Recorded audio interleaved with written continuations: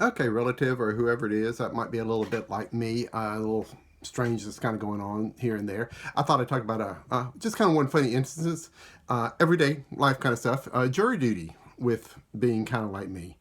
What was it? Probably about 3 years ago now. I was called in for jury duty, and the little questionnaire they give you to fill out is like, "What is your current occupation?" So I was in vending. I was self-employed at vending, so I put that down. When they got to in the courthouse, they have like 12 or 15 or whatever people sitting on the panel, and the two lawyers are there asking you questions. Um, and it turns out this was going to be a case on asbestos. And I'm like, oh, great. And that this might last several weeks. And I'm like, I can't afford to be here several weeks. It's my own business. I'm the only employee, the owner. I do everything. I can't afford to be off for 2 weeks. I would lose all my business. So, being somebody like me, it was kind of funny because this happened to be an asbestos issue that happened here locally in town at the local paper mill. And I'm like, okay, well, I happen to have gone to school in toxicology with another guy who became the industrial hygienist at that paper mill. I'm like, I bet this was from, I bet I know the guy on their end, on the business end. And I went to school with him. I was also in the same fraternity as him. And the lawyers got up there and started saying, well, I'm sure none of y'all will know any of the expert witnesses or know any of the people involved with the business. I'm just thinking, really? Okay, let's go with that. Okay, and started bringing things up, and they came to me and started asking me a question. Do I know anything about asbestos? Yes. What do I know? It's like, well, my past career, I dealt with it, and quite a bit. Well, how long? I'm like, oh, about 24 years.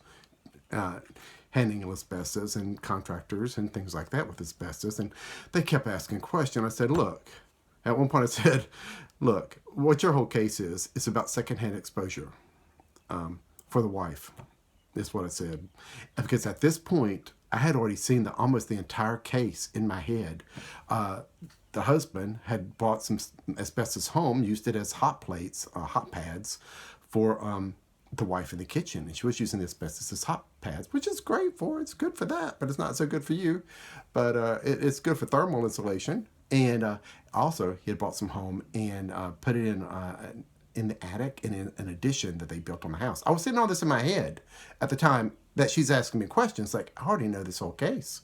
And I started bringing it out to this lady lawyer who was asking me questions. And it's like, yep, you're dealing with second exposure with the wife and blah, blah, blah. And I started laying some of this out for her. The judge stopped everything. It was funny. The female lawyer just kept going on, and I was starting to reveal more and more information about this case, and the judge stopped it. He said, stop, stop. Both lawyers come up here, and that instantly stopped questioning of me. And when they got to the round of dismissing jurors, I was the first one out of there. So, yay.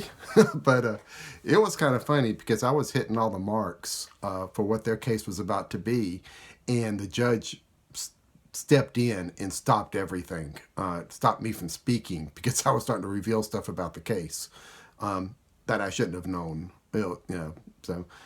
So relative or whoever being kind of like me, it can come in helpful with jury duty. I just used it then because I couldn't afford to lose my business at the time, the vending business. My nephew has it now, so I don't need it now. But and it would have been interesting to sit on that case and listen to it, see what how the other people react. But oh well, I'm sorry, but that happened, and I couldn't afford to be out there, so I started opening up and revealing a few things about the case, and I got out of there, first one out of there. And the judge stopped everything. So it was kind of funny.